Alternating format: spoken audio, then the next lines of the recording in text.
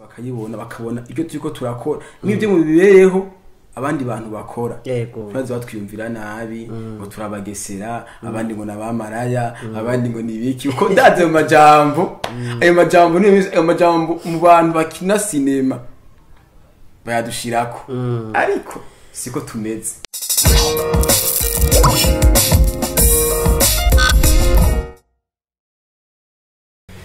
Bakonzi ba Samy-well TV amuherereye hose mu mpande zose z'isi turabaramukije cyane namwe mwese mutahengesha kudukurikirana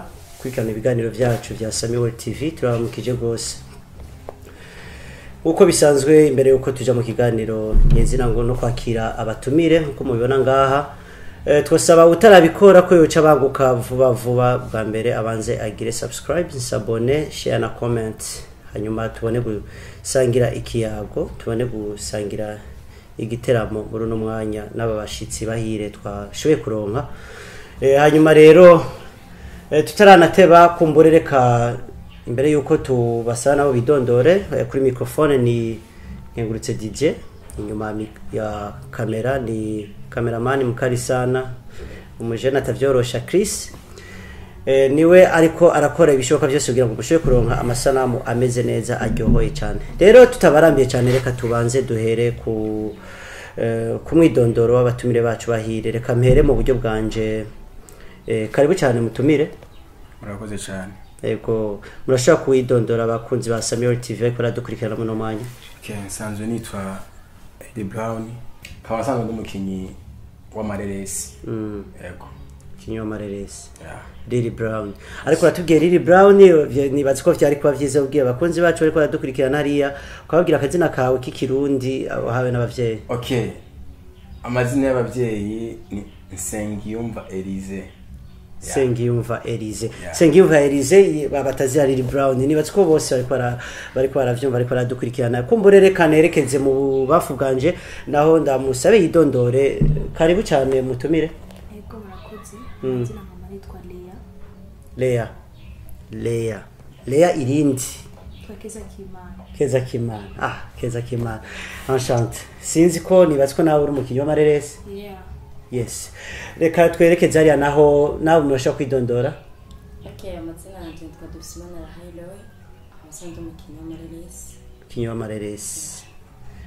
Rahailoy. Mwebwe nibatsiko atamayike mufise n'amazina y'amatazira mufise. Ariho niko butatubwiye monde ya entertainment monde y'aba star yani abasani musani mu kirundi ciza n'umunya tugenegene siko keshi usanga bafise utuzina tw'amatazirano wewe nakuba gutazira. Okay kariho okay tazana ganje ni future in English yani in kirundi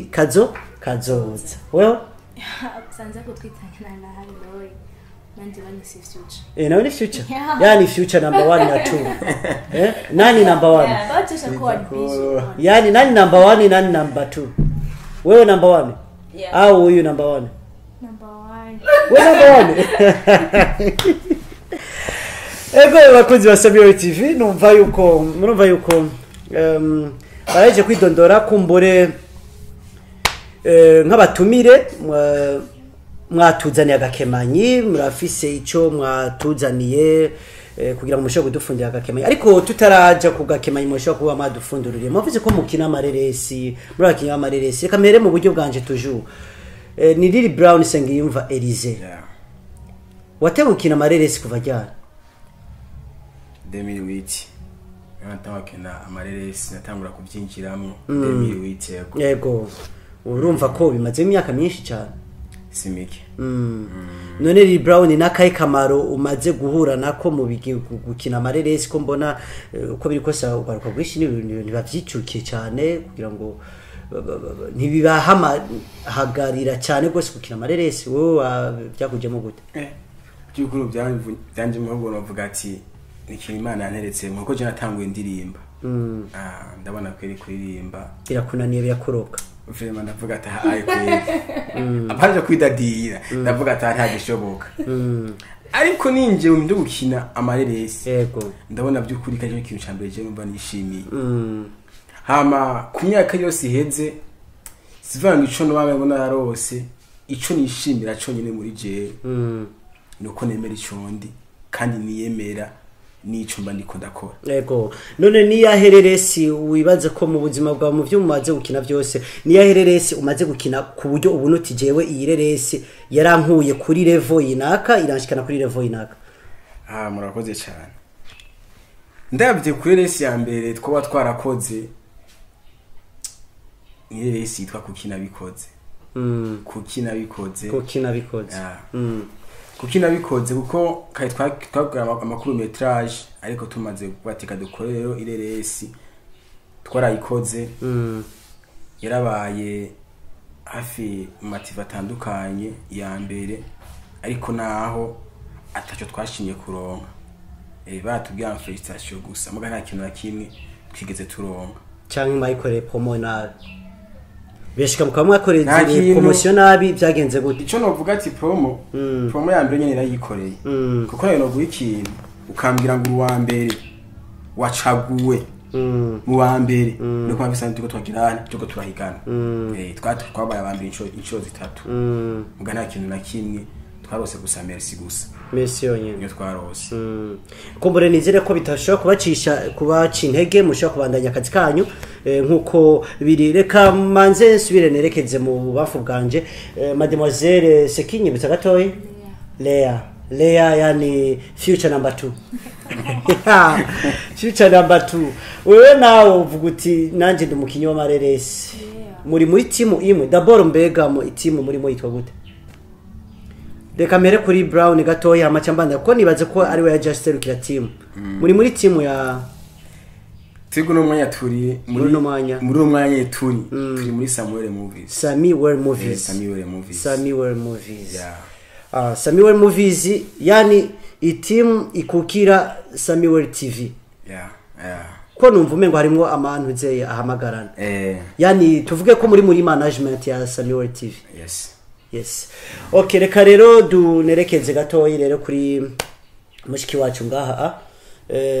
nawe uri muri team yo gukina amareresi ariko apparemment vous êtes encore trop jeune vyakuje mu gute qu'est-ce qui vous a incité yuko vous a inspiré yuko mushobora kumva yuko mushobora kuja gukina amareresi ungana gutyo. D'abord la première manuko navyumvisemo mbonye ko n'abandi bakina nkavyumva nkumva umenga ni talent yanjye wumva uraryohewe. Yes ndayone nkanayisabira en fait toute chose canke dans la vie et surtout muri ibi bintu vyanuze vyasana nuzeye ndavyite gute l'art umuntu aragira ce qu'on appelle l'inspiration canke akagira ikintu kigira kimwensita kimupusa gukora ikintu wewe urashaka kuvuga uti j'ai mon inspirateur umuntu l'acteur tel ndafise ikintu cyantumye canke ndafise kisaswa abantu nga mu gihugu ou bien en étranger canke dans la région hafi za Tanzanie Nigeria kuvuga ati jewe na cyabitumye ni en tout cas je icyabitumye ngati uko ni mvanki premièrement ndabaciye mu cyamake kumwe n'abandi babikina nkumva umengo ndaryohewe ndabyishimiye nkanabitesta turiho mani nkabona ko nanje umengo nubijamwo petit à petit ndabijamwo wumva urabikunze na uramaze gukina nkeye. Yes namaze gukina imwe yitwa uwa karere uwa region uva una navyorosha uwa region. Reka sans toutefois tarder tuje ku ruhande mademoiselle c'est qui rappelle-moi ton nom. Future number 1 uva kutamugina ari kuyindi level gatoyi. Tubwire rero gatoyi kumbure wewe nawe uri muri team yo gukina amareresi team ya Samy-well movies uri kumwe na Lily Brown uwo baranamenyekanye no quelquefois ndamumva no kumantuze kuma radio amachano iki wewe ni giki cyatumye ushaka kwimvira yuko étant encore trop jeune comme nko ndabibona ushaka kwimvira kuja muri ntuze yo kiramareresi. Okay merci ikintu kwacho kiramareresi okay ni kintu nakuze nimvamo hama itaje gutuma ndakijamo cyane ndabikora cyane gose okay noshima Lily Brown kwanza yani yagwamaga fo kumusororera kamera ngakora ndakwihereramo kuko ni ibintu natanguye nkiri muto cyane bankinisha dasenye z'ubwana ariko rero nyuma yaho ntibyakunze ko mbandanya yego nacenja kwiga interna ubure ntumanutse mvuye ruguru kwiga cyasanga Brown aracabandanya donc waje muri détente canke uri wiga ruguru nyene naravuyeyo waje nyene info waje nyene ku kwigino nyene nta gusubira rero nkishikino nahenze nye kwa Brown babihevye usanga barabandana rero tuvuye ko mugiye kwatsimiriro gose cyane gose ahubwo rero isi yose twitegurira kuko tuje muje merci beaucoup kumbure rero reka tumanze tuje muri deuxième partie kiganiro kuko hariye agakemanyi mwatuzaniye mwaduteguriye abakunzi ba Samy-well TV n'abandi bose bari kwadukurikirana dature ko du monde bariko baradukurikirana kugira ngo bashe kumva amaproduit yanyu ya ava mu byo mutegura siko mwatuzaniye agakemanyi naka. Je commence par toi le chef. Agakemanyi kambe no vuga ico nabiye banza gusaba imbabazi Jesse komeze ko mazi imisi mubibona kandi umuntu w'intungane ndi umuntu hemera Imana cyane kandi umuntu akunda abantu yego hari impamvu abafana baza kubibona impamvu hari sezo turiko turakora impumyi season impumyi turiko turakora mino misi beshi bimbira komeze nabi ariko Jesse komeze vema uko ndiko ndayibona nukundi ko ndabona abafana bariko barayakira ego bamwe baravuga ati meze nabi abandi ari gatanga message wana abantu afise impande zibiri yes ariko d'abord ntabwo uciriyemo tumanze tugende ikintu step by step siko uravuga ati isaison impumyi titre pourquoi le titre kubera kiyo titre impumyi kweki mato impumyi kweki yitwa impumyi tuma yitwa impumyi cyambere na mbere Abasi yari impumyi Abasi ni ndo nawe ujya kinyari impumyi ubwo narayibonye ndabigaruka ko narabonye episode ya mbere ndabona episode ya kabiri rero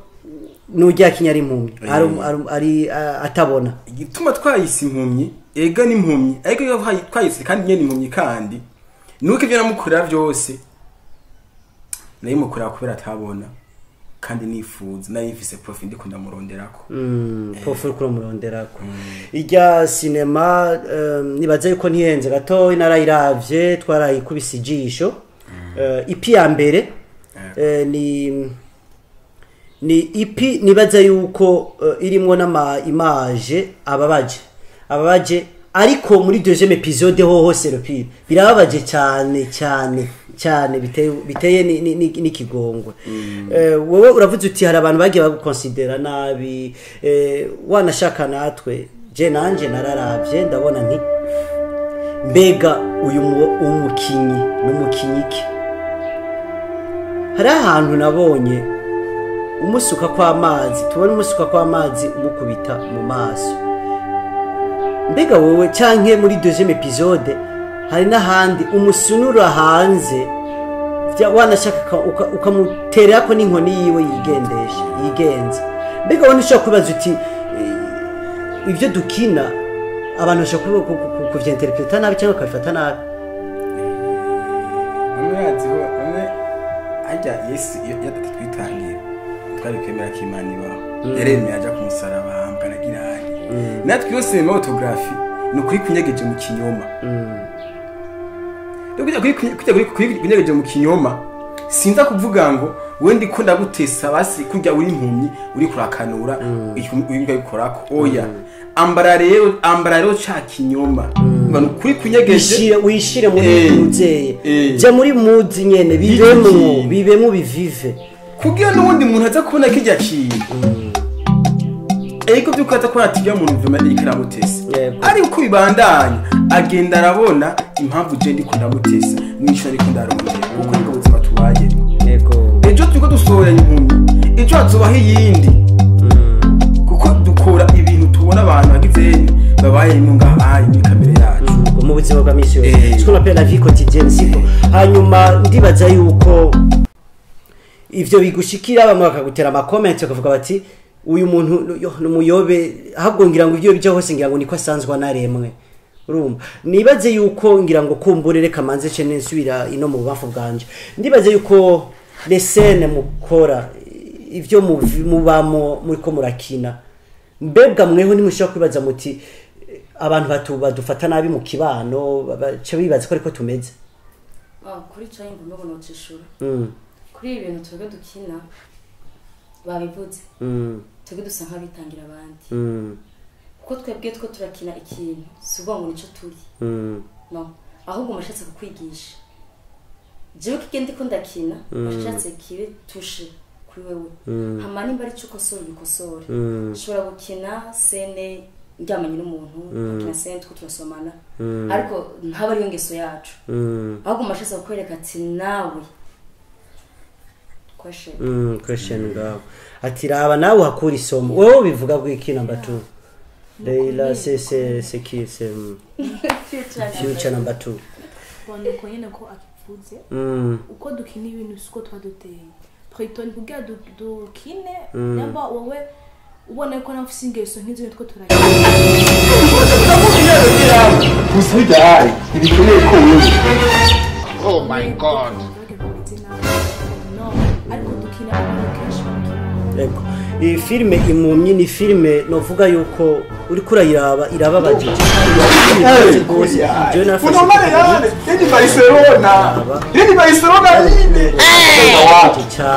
ahubwo uri kuranayiraba byo gushaka umengo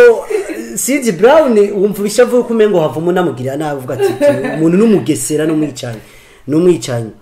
hanyuma tugarutse gatoyi none muri ko muraraba ijya filme yanyu mubona ikiragira impact yahe ku kunuzeye kuba yakira hari abantu abayiraba abo ishikira kuko nihenze filme yanyu c'est déjà disponible sur YouTube kuri channel ya Samy-well TV nibatse ko nihenze donc c'est d'ailleurs c'est le moment de je prends cette occasion kugira ngo ngire ndabibutse abari kwadukwikirana n'abandi bose bagende automatiquement sur YouTube channel ya Samy-well TV barabe impumyi muca muyibona ni premier épisode na deuxième épisode ivyo turiko turavuga muca muvyibonera namwe rero nariko ndavuga nti mubona abandi bayakira gute kuko sur YouTube turabona ingene ibiharuro biduga kandi vraiment barayakira neza none namwe kere ntuzeye yanyu observation yanyu surtout ntuzeye aho muherereye na environnement icambere cyonyine nshima n'ikimwe mubona bayakira gute uko bayakira ni kwa kundi nyene kubwo uno mwanya jewe uno mwanya muri jewe banyumvira nabi ariko nje ndishima cyane kuko umuntu akubwira ati hajye hantu uri umugesera ndumugesera nuko yabunje kintu nakoze kandi si umwe kandi si babiri niyo batangiye kuvuga ati bambabarire je sikomeze ariko muyikurikirane muzobona impanuro irimwo yijya mpumyi kuko uko bavuga kose bavuga nabi bavuga ngo Brown meze uko wamufashe nabi uri kumufata nabi siko je meze kuko icamwe cyo ndishimira neza yuko ukizogenda guhera kose hariho abantu izogera abikoze ko ku mitima yabo yego mu byo basanzwe bakora. Okay, merci beaucoup. Rero none ni twitege 3e épisode ryari kuko nimba nihenze impumyi 2e épisode iramaze ko nka 2 jours twitege 3e épisode ryari tubanze turindire ama views agwire canke tubikore gute ko bese baranyotewe hari abaguma batubaza bati surtout nka dushaka kugira ntuze tukaraba kuri YouTube tukaraba ama comment yabo twitege 2e épisode ryari kugira ngo épisode ya gatatu kugira ngo kumbure barabe continuité suite ya siko ego ni vyiza cyane hanyuma kumbure bakozi ba Samy-well TV murumva yuko agakemanyi bari baduteguriye batuzaniye batugira bati impumyi twaje episode vuba ready izo biri kuri channel ya Samy-well TV sivyo rero murambabare gato kumbure reka imbere ko turangiza ikiganiro muri ntuzeye muri sana muri iyo ntuzeye umwuga wanyu ukora amareresi murahuriramo n'intambamyi zimwe n'izahe ntambamyi ushobora guhura nazo muri make amajambo make cyane cyambere bavuga intambamyi ya mbere duhura nayo niyo nakubwiye ikuntu kuri ikintu abandi bakiyumvira ukundi atari gusaba bakomeza gutanga message iyindi ntambamyi usanga abantu dukora umwuga w'amareresi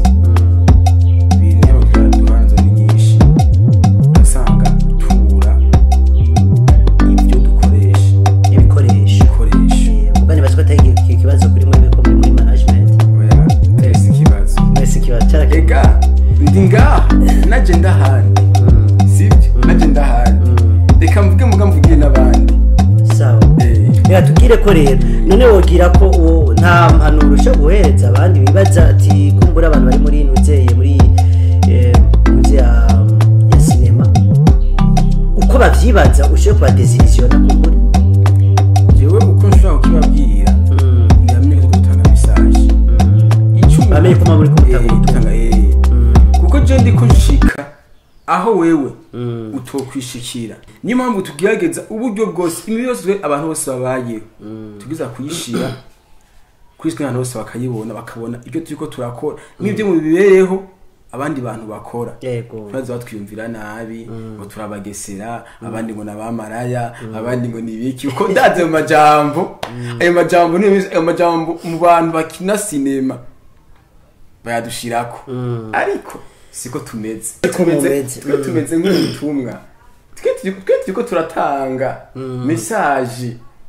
kuko twibuke neza yavuze ati nimugende muhindura amahanga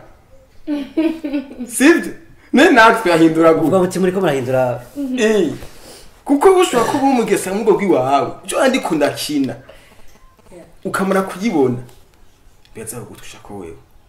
ni impamvu rotwe dukora mu bwo buryo birumvikana cyane nerekeze mu bafu naho kumbure namwe nk'abigeme na cyane cyane mwebwe nimwe mukunda guhura n'ikibazo cyane kuri icyo bita